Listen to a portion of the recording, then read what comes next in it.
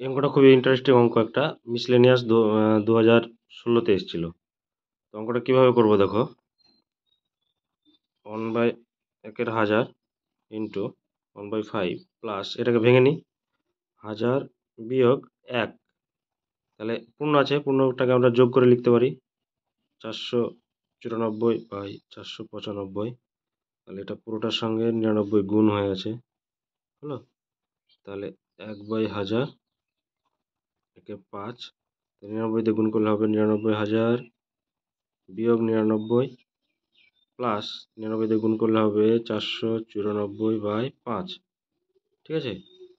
তাহলে এটা হয়ে যাবে 1/1000 বাই 1/5 যোগ, তাহলে যোগ করলে হয়ে যাবে এটা, এটার সঙ্গে এটা যোগ করলে হবে 495/5 যোগ